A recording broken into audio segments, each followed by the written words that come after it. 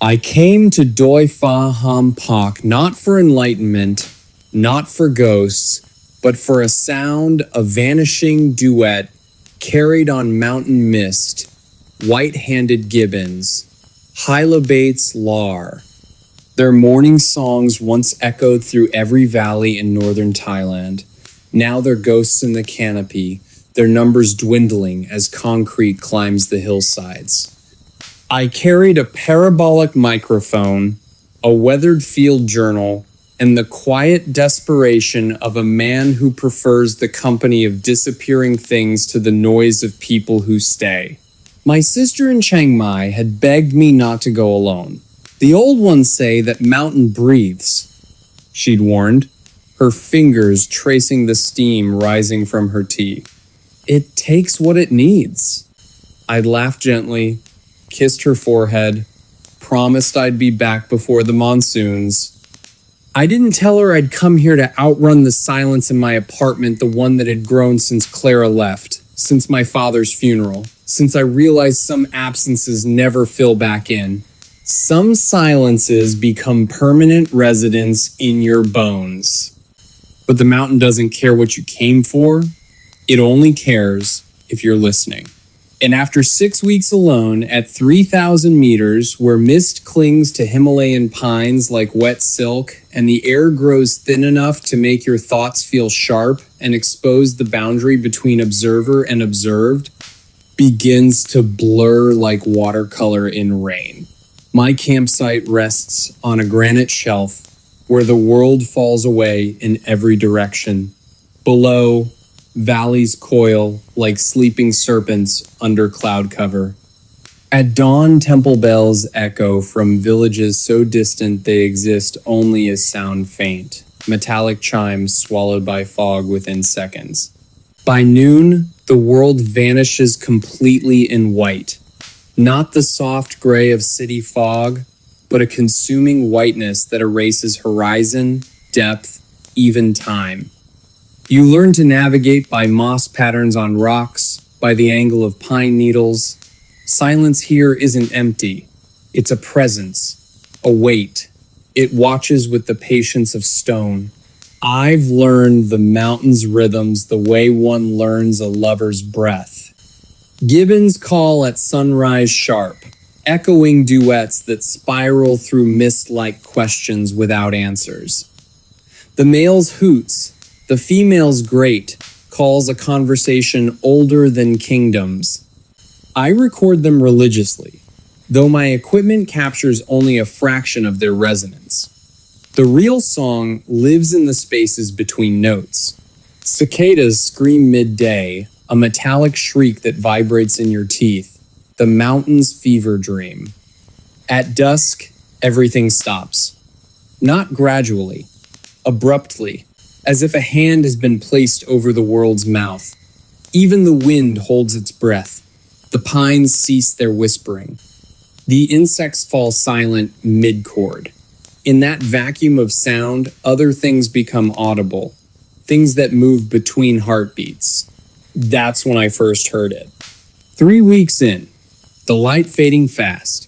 I was packing my microphone when a whisper coiled through the clearing, not from any direction, but from the air itself. Soft. In Thai, my ow, don't take. I froze. My Thai is limited to greetings and numbers. I'd never learned don't take. The phrase hung in the cooling air, not threatening, but instructive. Like a parent correcting a child reaching for fire. I turned slowly, heart hammering against my ribs. Nothing. Just dripping ferns and the smell of wet stone and decaying pine needles, a scent like old libraries and forgotten temples. Then a flicker between the trees. A man in faded farmer's clothes, wide-brimmed straw hat, barefoot. His face was calm, kind, wrinkled like river clay dried in sun. But his feet didn't touch the ground, hovered an inch above the moss, casting no shadow in the dying light. Krahang. the spirit who rides the pestle. I'd read about him in a dog-eared folklore text in Chiang Mai's university library, a minor deity of rice fields, said to glide above crops on a wooden mortar, watching over harvests. He doesn't harm the respectful, only observes, judges, decides who belongs. I did what I'd seen villagers do at spirit shrines along the road. Bowed slightly from the waist, palms pressed together, not a full times why, but an acknowledgement. A surrender of my foreign arrogance. He didn't nod, didn't smile. Simply faded, not like mist burning off, but like a memory dissolving upon waking.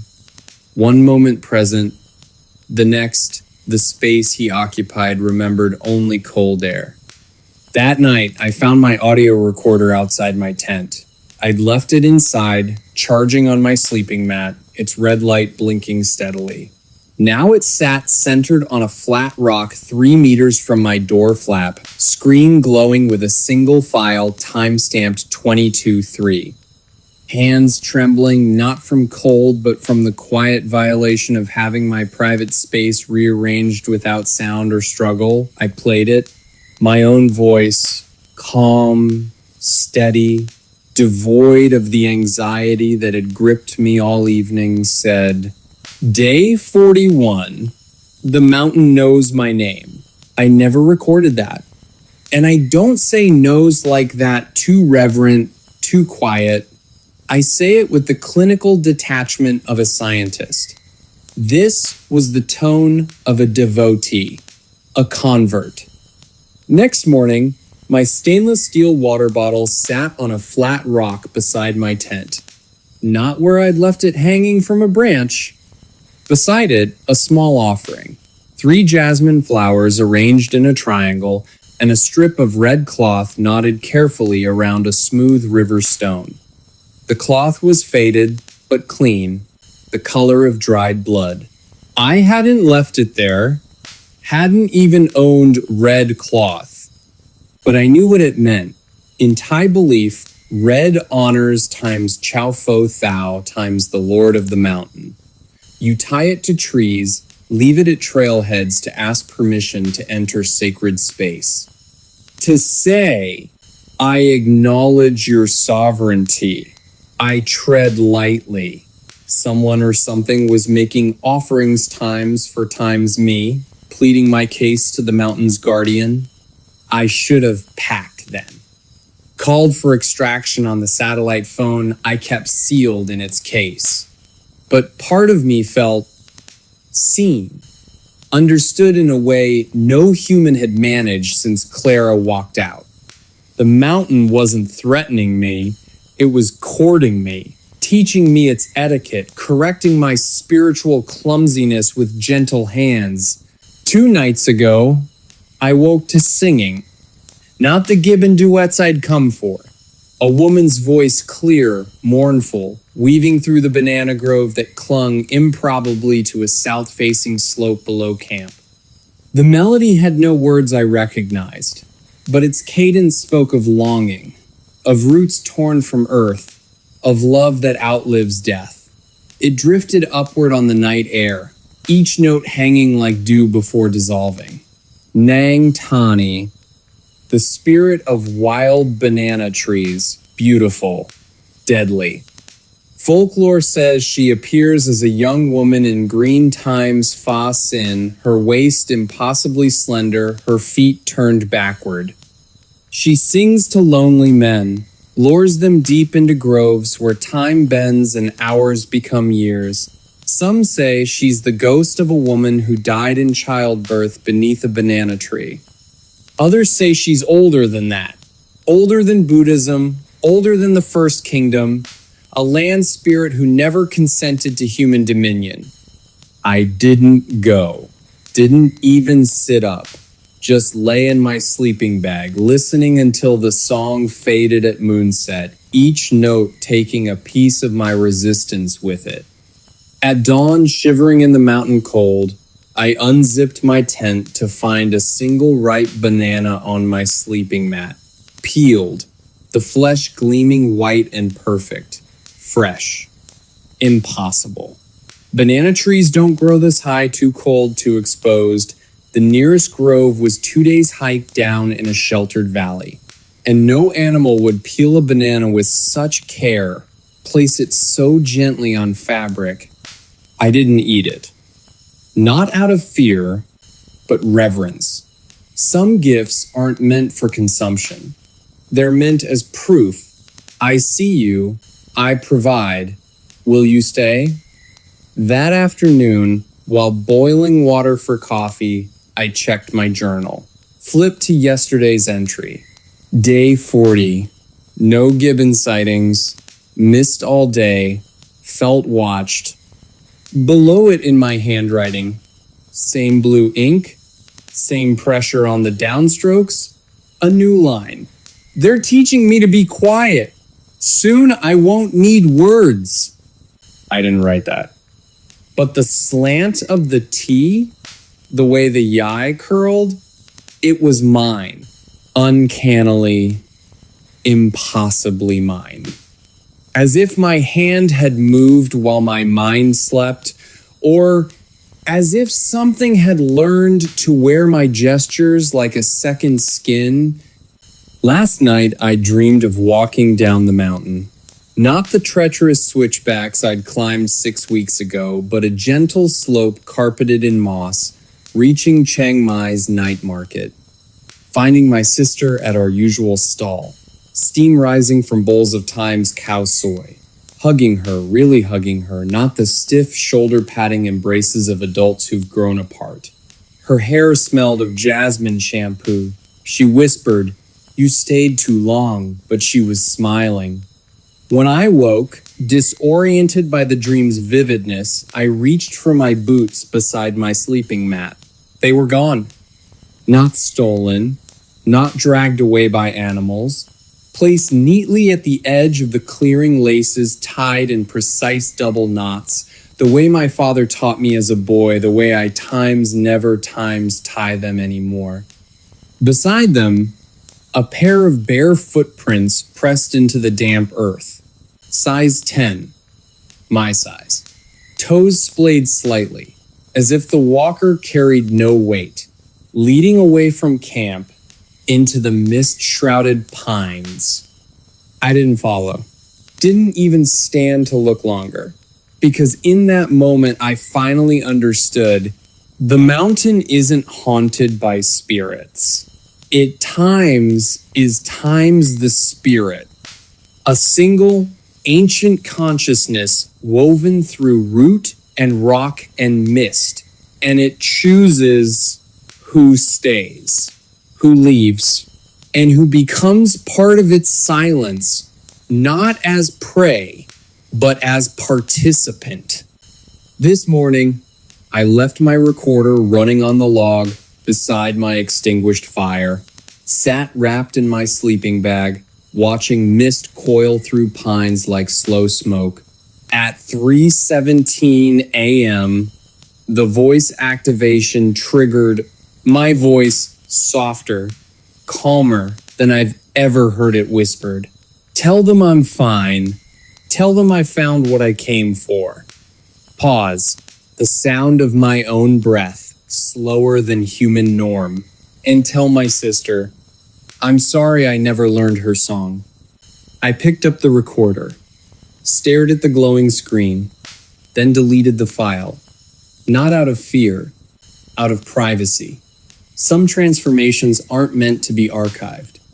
I walked to the oldest pine on the ridge, the one wrapped in frayed red cloth by generations of hikers, its bark scarred with centuries of prayers.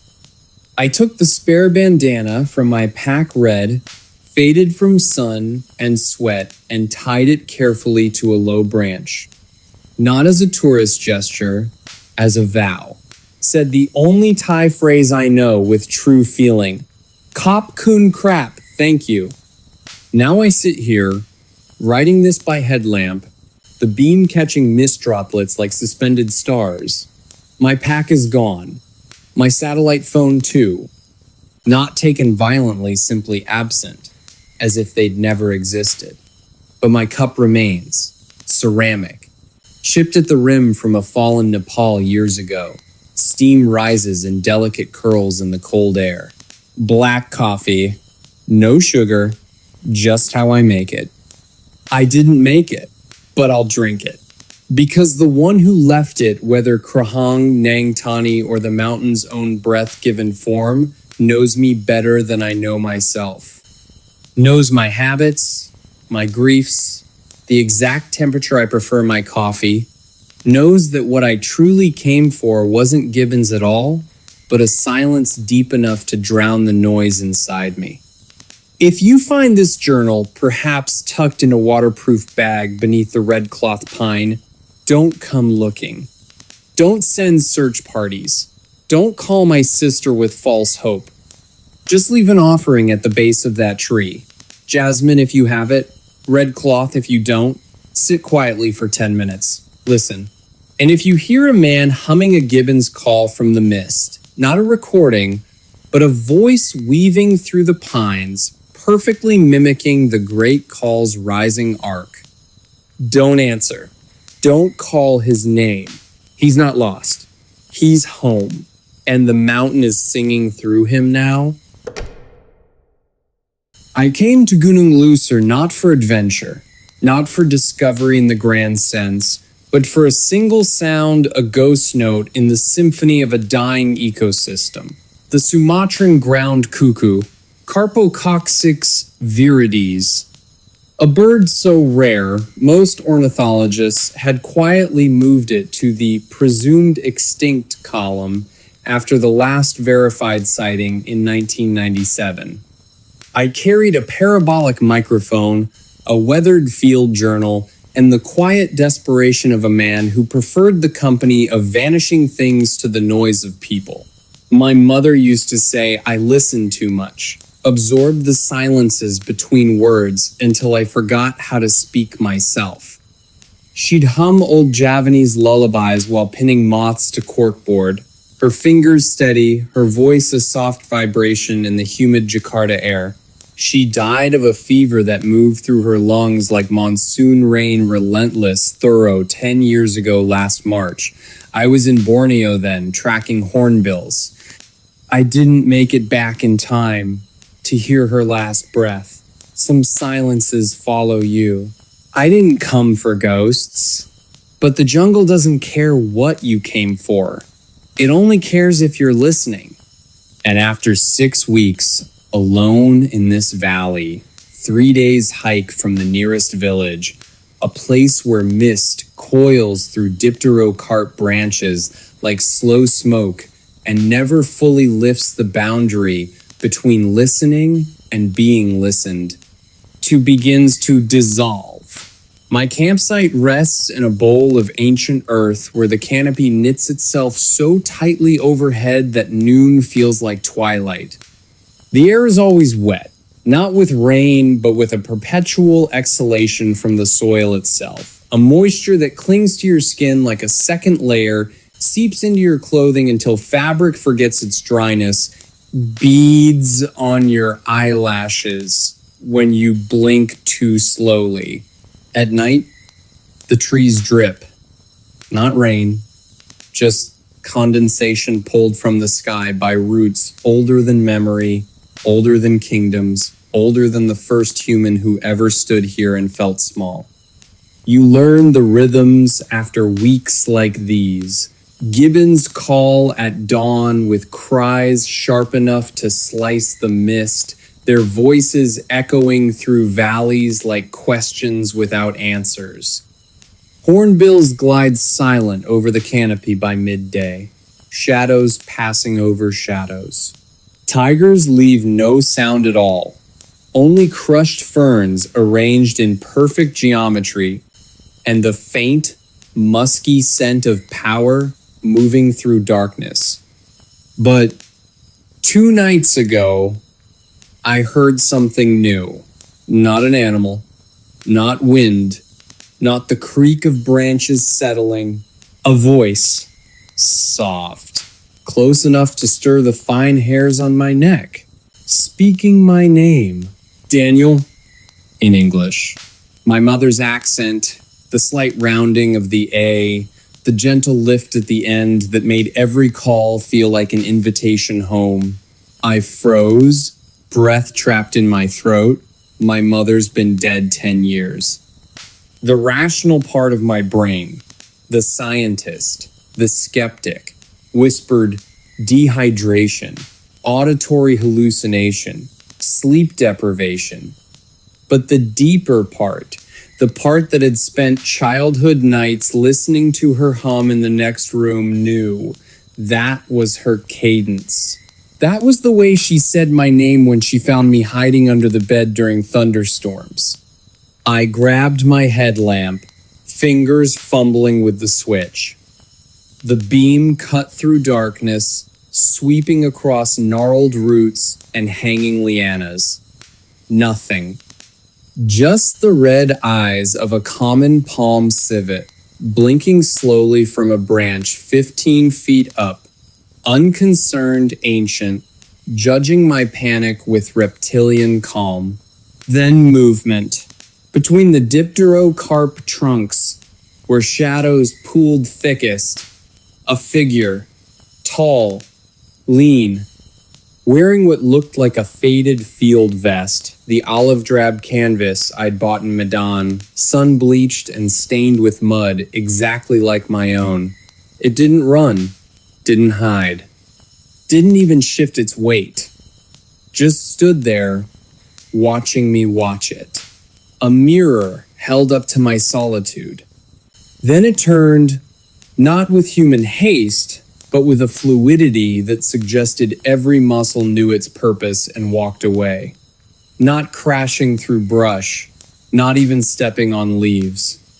Like it knew where every root lay, every patch of moss that would betray a footfall. Like it belonged here more than I ever could, more than any outsider ever might. I didn't sleep that night. Sat with my back against a tree trunk, knife in hand, listening until my ears ached. The jungle offered no explanations, only the slow drip of moisture and the occasional sigh of something moving just beyond sight. At dawn, gray light filtering through canopy gaps like diluted milk, I found my audio recorder outside my tent. I'd left it inside, plugged into the solar charger, its red recording light extinguished. Now it sat centered on a mossy log 3 meters from my sleeping mat, screen glowing with a single file time-stamped 3:47. I played it with trembling hands. My own voice, calm, steady, devoid of the fear that had gripped me hours earlier, said, "Day 42. No sign of the cuckoo, but I'm not alone anymore." I never recorded that. And I don't say any more like that too final, too quiet. I say it with a lift, a hint of hope. This was a period, a full stop. The voice of a man who had crossed a threshold and knew he wouldn't return. That afternoon, while the sun struggled to warm the valley floor, I checked my gear meticulously. Tent intact. Food stores undisturbed. Water filter clean. Everything accounted for. Except my spare field notebook, the small moleskin I kept zipped in my pack's inner pocket for sketches and private thoughts. In its place, folded neatly on my sleeping mat, was a single white flower. Jasmine. Jasminum sambac. My mother's favorite. She grew it in clay pots on our balcony in Jakarta, its scent drifting through open windows on humid nights as she read poetry aloud. Fresh. Dew still trembling on the petals. Impossible. Jasmine doesn't grow in this valley, too high, too acidic the soil, too deep in primary forest where cultivated flowers fear to tread. That night, I left my recorder running again. Set to voice activation, placed deliberately on the log where it had appeared. I lay awake until my eyes burned, listening to the jungle breathe around me. At 2:18 a.m., the device clicked on. Not my voice this time. A whisper so soft it sounded like wind through bamboo, like water seeping through stone. You listen well, but you don't hear us yet. A pause, the sound of my own breath catching. Then clearer, closer, almost inside my skull. Stay. We'll teach you. I should have packed up. Called for extraction on the satellite phone I kept sealed in a waterproof case for emergencies. But part of me, the part that had come here seeking ghosts of birds, now craved a different kind of haunting. To know what it feels like to move through these trees without making a sound. To shed the clumsy weight of being an intruder. To be seen not as a threat, but as one of the silent ones. I stopped locking my tent after that. Not out of bravery, out of surrender. If they wanted to take something, they already had. My voice, my memories, the precise cadence of how I say, anymore. What was left to steal? My loneliness? They'd only be doing me a kindness. The next morning, I found my camp rearranged. Not trashed, not rifled through with greedy hands. Improved. My water filter hung from a higher branch, better sun exposure for drying the ceramic element. My cooking pot sat centered perfectly on the fire ring, lid aligned with the prevailing wind direction to prevent ash contamination. Even my boots were placed sole up on a flat stone to air dry properly, just as the Caro guides had demonstrated weeks ago before turning back at the valley's edge, their faces tight with unease. I'd nodded politely but never adopted their habits. Too much effort. Now someone had corrected my carelessness with gentle precision. I checked my journal.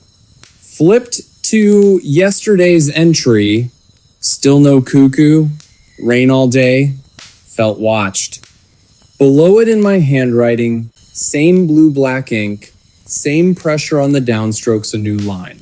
You're not being watched, you're being welcomed. I didn't write that. But the slant of the W, the way the tail of the Y curled upward, it was mine. Uncannily, impossibly mine. That afternoon, drawn by a pull I couldn't name, I hiked to the ridge where I'd seen the figure, found footprints in the soft mud near a stream choked with pitcher plants. Not barefoot, not animal.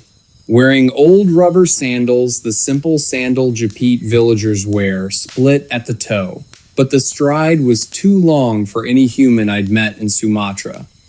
The heel dragged too deep, suggesting a weight distributed differently more through the balls of the feet, like a dancer or a predator. And between the toe impressions, strands of fine white hair caught in the mud. Not human, not ape. Something in between silken, luminescent, even in shadow. I followed the prints, my heart a quiet drum against my ribs. They led to a small clearing I'd never seen before, ringed by ancient banyan trees, their aerial roots twisted into natural arches like doorways to another world. In the center, a low stone platform, moss-covered, worn smooth by centuries of rain. On it a cup, ceramic, chipped at the rim, exactly like the one I drink coffee from every morning. Steam rose in delicate curls. I touched the rim, warm, inside black coffee, no sugar, just how I make it. Except I hadn't made any today, hadn't even lit my stove. I didn't drink it, but I didn't leave it either. I sat on the mossy edge of the platform and waited, watching mist coil through the banyan roots like slow ghosts. Hours passed. Light shifted. Gibbons called in the distance, their cries now sounding like echoes of a world growing fainter. Then a sound behind me. Not footsteps, not breath exactly. A slow exhalation, wet, resonant, like lungs full of river mist and ancient soil. I didn't turn. Didn't speak, just whispered into the damp air. Why me? Silence stretched, taut as a vine. Then, so close, it brushed my ear without touching skin. Because you listen, my voice. But softer, worn smooth by centuries of wind through leaves, water over stone. Others come with guns, with nets, with noise. You came with silence, so we show you the truth. I finally turned. Nothing there. Only the clearing, the arching roots, the slow dance of mist. But on the ground beside me, a single white jasmine flower, fresh, and beneath it, my missing field notebook, open to a new page. Drawn in careful pencil, a map of the valley, more detailed than any satellite image could capture, showing underground streams, magnetic anomalies, places where the earth breathes differently. With an X mark deep in the heart of the Forbidden Zone, the place even the oldest Caro hunters cross themselves before naming. Below it, written in my hand, go there at moonrise, leave your name behind, they're waiting. I should have burned the map. Should have poured kerosene over every trace of this haunting and fled while my mind still recognized itself. But I didn't, because part of me knew this wasn't a trap. It was an invitation written in the language my soul had forgotten it spoke. And the deeper I go, the less I miss the world outside these trees. The emails unanswered, the conferences unattended, the hollow ring of city silence after midnight. Here, silence has texture, has weight, has voice. I left at dusk, when the light turned the color of old honey. No pack, no satellite phone. Just my knife sheathed at my belt, the notebook tucked under my shirt, and the jasmine flower pressed into my palm, its scent clinging to me like a promise, like forgiveness. The Forbidden Valley lies east of the Blackwater River, past the standing stones the locals call Batu Menangus, the Crying Rocks. They say if you hear them weep at night, you'll never find your way back. I heard them. Not tears, not wind whistling through fissures. A low, harmonic hum like stone breathing. Like the earth itself remembering a sorrow too vast for human hearts to hold. I crossed the river on fallen logs slick with emerald moss. The water below was black, still, reflecting nothing. Not even the rising moon. Not even my own face. On the far bank, the air changed. Thicker, warmer, smelling of wet earth and something sweet like overripe durian fermenting in shadow and old sandalwood incense left burning in abandoned temples, and silence. Not the quiet of an empty forest, the silence of something holding its breath, waiting. I followed the map in the notebook, every landmark matched with uncanny precision. The split fig tree, whose halves grew apart, yet remained connected by a single root arching underground. The waterfall that flows upward, a trick of mist and angled rock that still made my rational mind stutter even as my spirit accepted it. The circle of ferns growing in perfect symmetry around a patch of soil no different from the rest. Then I saw the lights. Not fire, not lanterns carried by human hands. Glowing orbs, soft white, drifting between the trees like slow fireflies moving against the wind. They pulsed gently, not with insect randomness, but with intention. They led me to a clearing I swear wasn't on any map. Not mine, not the military surveys I'd studied, not the ancestral knowledge of the Caro people. In the center stood 7 stone pillars, carved with spirals that mimicked nautilus shells and eyes that seemed to follow without moving. Moss-covered, ancient, older than Borobudur, older than kingdoms, older than the first prayer ever whispered to a god. Around them figures, tall, lean, dressed in tattered field vests, mildewed rain jackets, even a faded U.S. Forest Service shirt bleached pale by decades of sun and rain. All human-shaped, all utterly still. One turned as I approached. Its face remained shadowed beneath a wide-brimmed hat, but I saw enough in the moonlight. High cheekbones, dark eyes that held too much sky, skin the color of wet teak after rain. It raised a hand not in warning, in greeting, and spoke in perfect English, calm and clear, with the precise inflection I used when reading field notes aloud. "You're late, Daniel." My name, my voice, but not mine.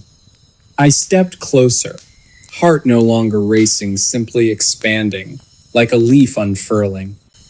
Saw now that their clothes weren't costumes worn over monstrous forms. They were real, worn by real people. Researchers whose faces I recognized from missing persons bulletins yellowed with age. Soldiers from colonial expeditions lost to jungle fever. Missionaries who vanished seeking souls in the green dark. All missing for decades. All standing here now. And their faces not monstrous, not distorted into nightmare, just changed. Eyes too large for their sockets, not grotesquely but beautifully like a tarsiers, capable of gathering light from the spaces between stars.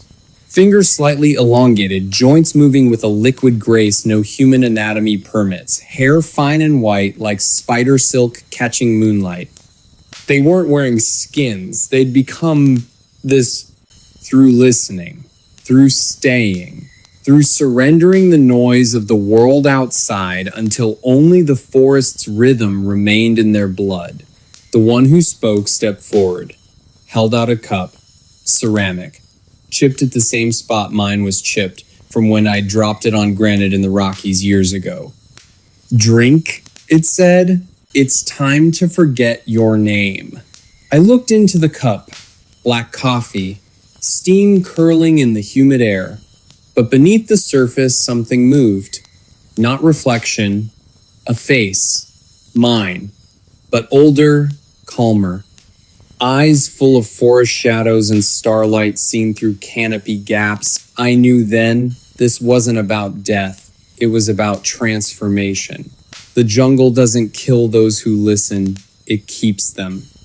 Reweaves them into its silence. Makes them part of the watchful dark. So others will come and wonder why the birds fall silent when they walk alone, not in fear, but in recognition. "You don't have to speak again," the figure whispered. "We'll carry your voice for you." Behind me, the glowing orbs drifted closer. Not fireflies, souls, or memories given form, or both, because here, at the heart of the listening dark, such distinctions no longer matter. I lifted the cup, felt the warmth seep into my palms, not heat, but life. And for the first time since I arrived in Sumatra, since childhood, since my mother's last breath, I didn't feel like an outsider. I felt like I'd finally come home. I drank, not because I wanted to, but because my body already knew what my mind was just learning. I was never meant to leave. I don't remember falling asleep, only waking in the hollow of a banyan root, wrapped in moss like a cocoon spun by patient spiders. My skin was cool, dry, untroubled by sweat or insect bites. My hair longer, threaded with strands of white that caught the dawn light like spider silk spun from moonbeams, and my voice gone. Not stolen, not silenced by force, just unnecessary. Like gills on land, the forest speaks without words. It breathes through leaves, whispers through root networks older than language, sings through the gap between raindrops. I hear it now clearer than I ever heard human speech, not as metaphor, as fact. I stood. My body moved differently, lighter, quieter, as if my bones had hollowed like a bird's, filled with resonance rather than marrow. The stone circle was empty, but my cup sat on the central platform, clean, waiting. I picked it up. It was warm, inside fresh coffee, black, no sugar, for the next one. I walked back through the valley, not retracing my steps, but flowing, slipping between trees without brushing leaves, stepping over roots without sound, moving with the certainty of water finding its course. The jungle didn't part for me. It welcomed me, recognized me. The civet on the branch blinked slowly, not in fear, but acknowledgement. A tiger's eyes gleamed from shadow, not as predator to prey, but elder to initiate. At the riverbank, I paused, looked down into the black water. My reflection stared back, but not the man who came here 6 weeks ago with his recorder and his grief, eyes too deep for a single lifetime. Skin too still as if carved from weathered wood, hair dusted with pollen and volcanic ash. I touched my throat. No Adam's apple, no pulse I could feel with fingertips. Just the slow thrum of the forest beneath my skin, a rhythm older than heartbeats. I left the cup on a flat stone by the crossing, then climbed into the canopy where the mist clings thickest and the world below fades to dream. From there, I watch, not to hunt, not to frighten, to wait, to listen. 3 days later, I saw him, a young researcher, backpack heavy with gear, eyes wide with wonder, and the particular fear of someone who has read too many warnings but believes himself exempt. He stumbled into the clearing near the crying rocks, calling out, "Hello? Is anyone here?" His voice cracked on the second word. Familiar. Like mine used to before the silence took root. I didn't move, didn't speak. But when he turned toward the river, lost, compass spinning uselessly in his palm, I let a single jasmine flower fall from the branch above. It drifted down like a slow snowflake, landed at his feet. He picked it up, sniffed it, frowned.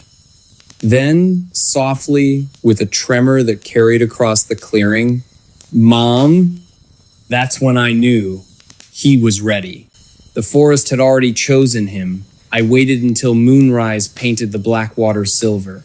Then, from the far side of the river, I whispered in his mother's voice, soft and tired, carrying the scent of jasmine and distant rain. "Stay, Daniel. They're waiting." He froze. Looked around. Didn't run. Just stood there, listening. Like I once did. Like all of us do, before we become silent. If you ever hike alone in Gunung Leuser and you find a chipped ceramic cup by a cold fire pit, don't pick it up. Don't call out, just listen. If the silence answers in a voice you love, you've already been chosen. And the jungle will keep you. Not as a ghost, not as a monster, but as one of the silent ones who watch, who wait, who remember your name long after you've forgotten it yourself. And in that forgetting, finally hear the world sing.